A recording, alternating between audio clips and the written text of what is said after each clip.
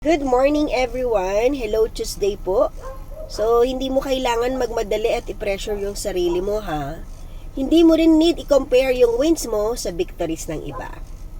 Hindi ka late at hindi ka na pag-iiwanan ng panahon.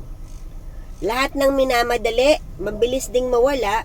Kaya kung talagang gusto mo yan, enjoy the process, embrace the ups and downs.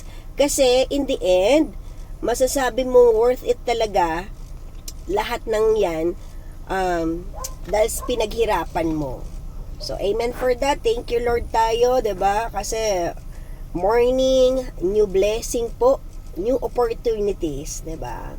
So, huwag mong kalimutan mag-iwan ng bakas. Baka malay mo, dumaan ako sa bahay mo.